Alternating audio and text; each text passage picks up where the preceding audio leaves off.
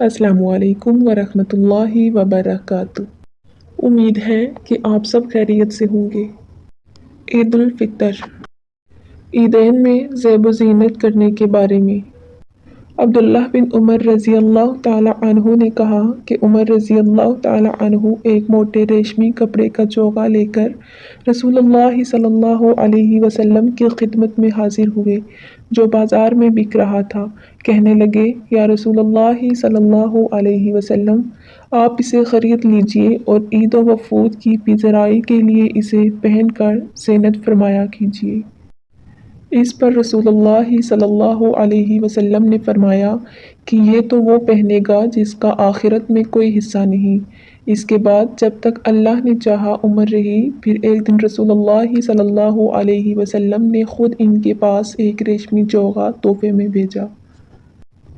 عمر رضی اللہ تعالی عنہ اسے لیے ہوئے آپ صلی اللہ علیہ وسلم کی خدمت میں حاضر ہوئے اور کہا کہ یا رسول اللہ صلی اللہ علیہ وسلم، آپ نے تو یہ فرمایا کہ اس کو وہ پہنے گا جس کا آخرت میں کوئی حصہ نہیں، پھر آپ نے یہ میرے پاس کیوں بھیجا؟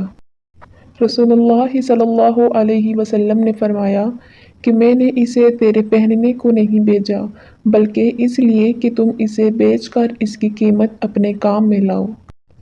انس بن مالک رضی اللہ تعالی عنہ نے بتلایا کہ رسول اللہ صلی اللہ علیہ وسلم عید الفطر کے دن نہ نکلتے جب تک کہ آپ صلی اللہ علیہ وسلم چند کھجوریں نہ کھا لیتے۔ انس رضی اللہ تعالی عنہ نے نبی کریم صلی اللہ علیہ وسلم سے پھر یہی حدیث بیان کی کہ آپ طاق عدد کھجوریں کھاتے تھے۔ عید میں نماز کے بعد خطبہ پڑھنا۔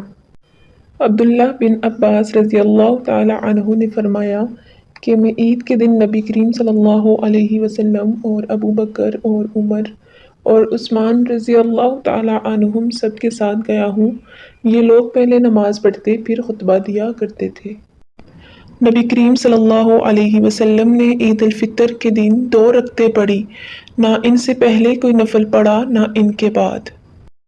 پھر خطبہ پڑھ کر آپ صلی اللہ علیہ وسلم عورتوں کے پاس آئے اور بلال رضی اللہ تعالی عنہ آپ کے ساتھ تھے۔ آپ صلی اللہ علیہ وسلم نے عورتوں سے فرمایا، خیرات کرو۔ وہ خیرات دینے لگی، کوئی اپنی بالی پیش کرنے لگی، کوئی اپنا ہار دینے لگی۔ حضرت عمر بن خطاب رضی اللہ تعالی عنہ نے ابو واقد لیثی سے دریافت کیا کہ رسول اللہ صلی اللہ علیہ وسلم عید الاضحیٰ اور عید الفطر میں کیا پڑھتے تھے؟ تو انہوں نے کہا، سورہ قاف اور سورہ اقتربت۔